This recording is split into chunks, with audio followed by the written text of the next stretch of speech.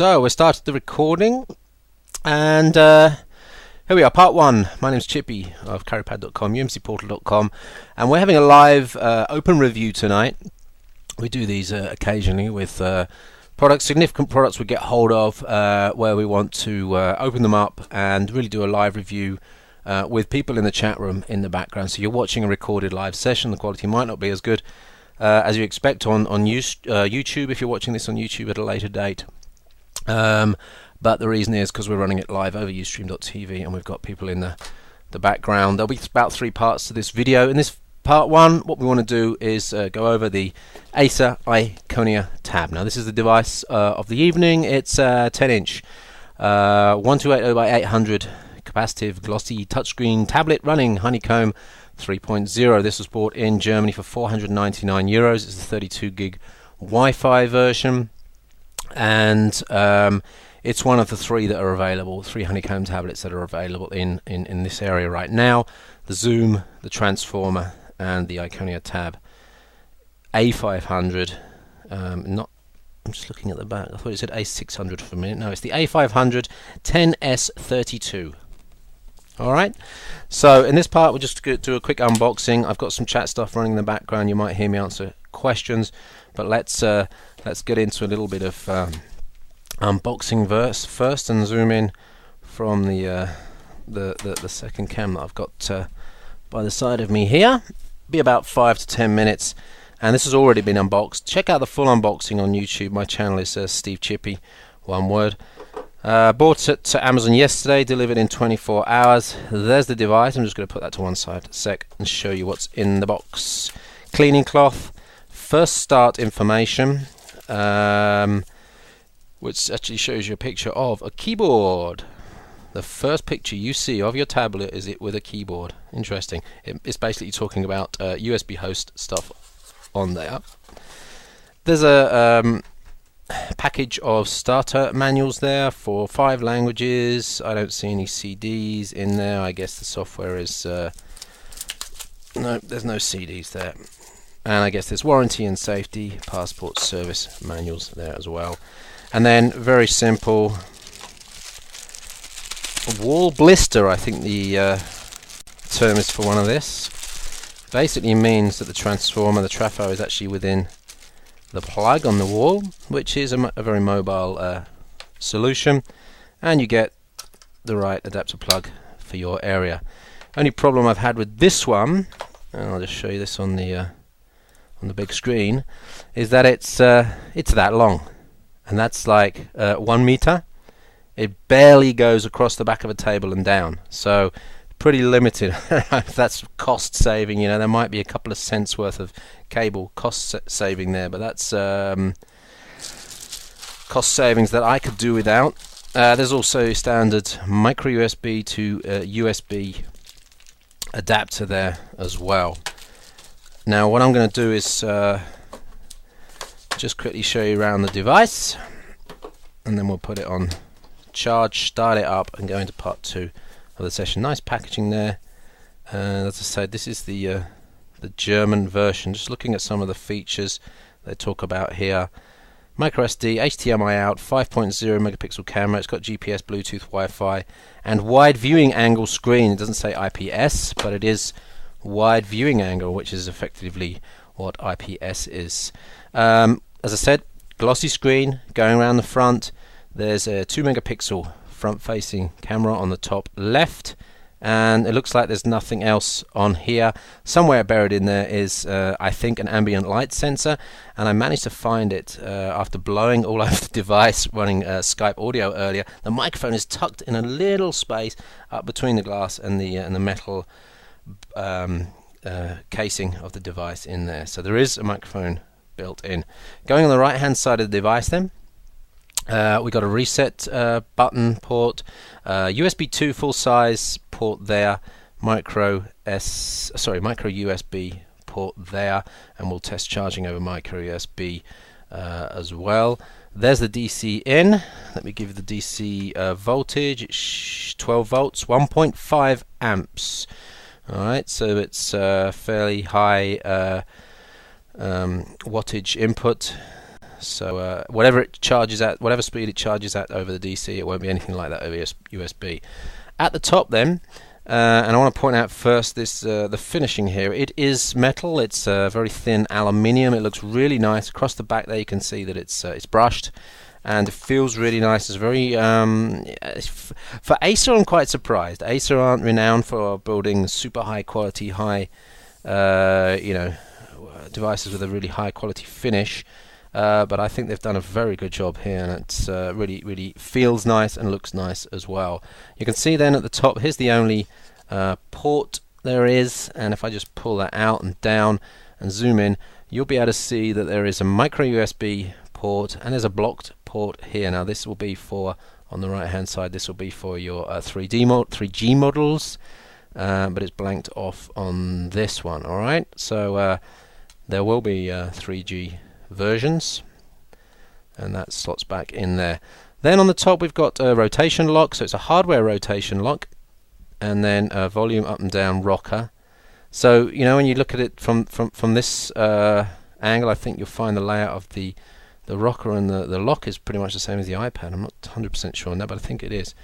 So sorry, going around to the left hand side of the top, then power button, headphones, and micro HDMI out. Now, did you note there was no HDMI adapter cable in the box? So add your usual 10 to 30 euros or dollars, depending on how quickly you want to get hold of the HDMI cable. If you're ordering over the internet, you get it for a $5. If you want to drive out to the local shop and buy it, it's going to cost you $30, I'm sure.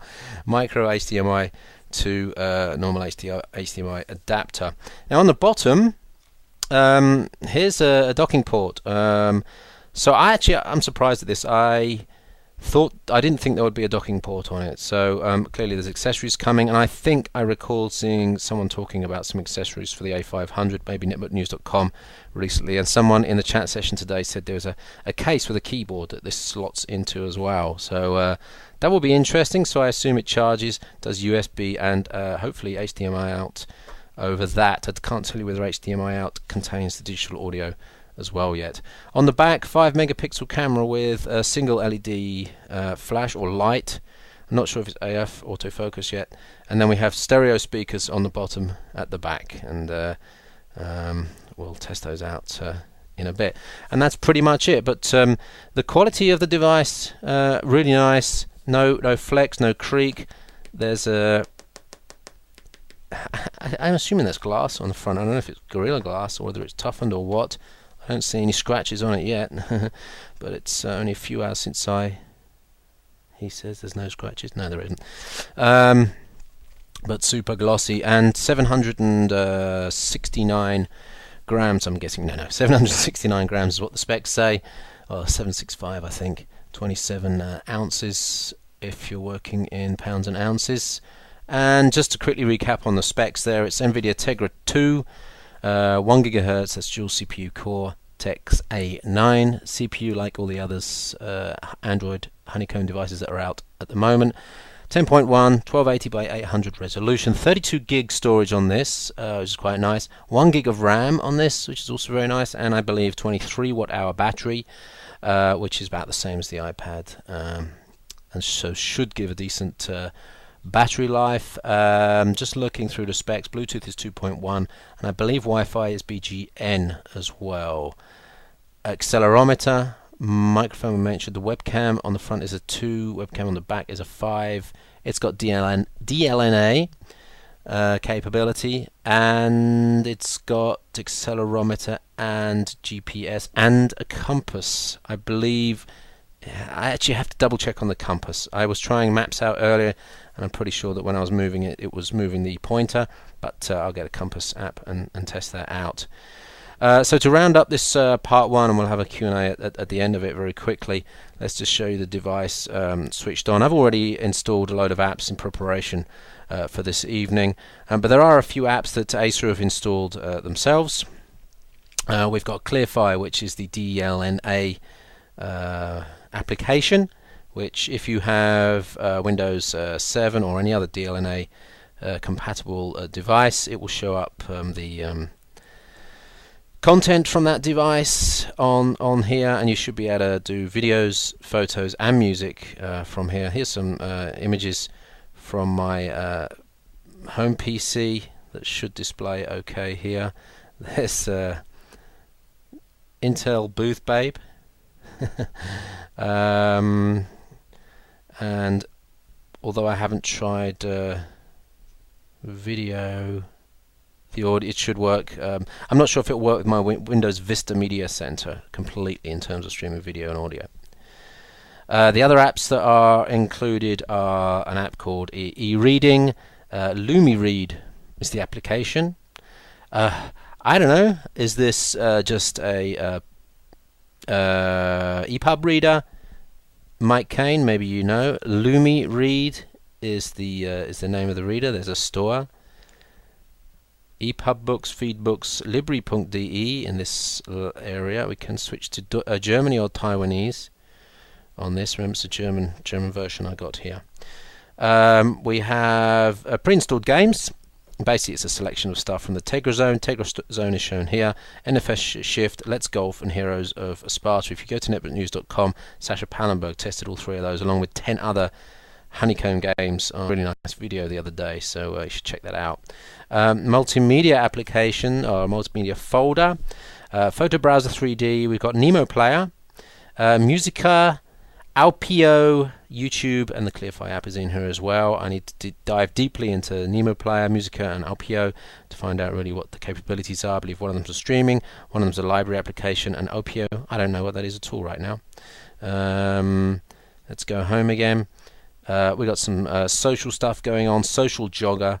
There's a link to Facebook. It's very kind of them to put a URL link in there as the app. Google Talk is also linked into that area as well. If I move one more round, I believe there's another section of apps. No, that's it. So that's it for the extra apps that were installed over the top. Apart from that, it seems to be pretty much standard Honeycomb stuff. And as I say, I've already installed a bunch of apps on this in preparation for this evening. So unfortunately, I can't show you right now what the standard apps were, but there wasn't much else apart from what I've just shown you. Right, let's do one thing on this video before we close off. And during these sessions, which can go for a couple of hours, what we do is a battery life test. So I'm now going to take a battery life reading. We have 96% battery. So if you want to know what the battery life is of this device, you're going to have to tune into part 2 and part 3 of the videos on YouTube. It's 96% at 21:33 on Friday the 6th of May. Let's see what sort of percentage we lose over the next 2 hours, and we should be able to extrapolate a reasonable figure for battery life. But that's it for part 1 of the unboxing, quick overview of the Acer Iconia A500 Honeycomb tablet. My name's Chippy. Don't forget there are part 2 and part 3 probably of these videos, and if you want to join in the next live sessions on caripad.com or umcportal.com or meetmobility.com, just follow me at Chippy on Twitter, and you can keep up with what's going on there. So thanks for watching.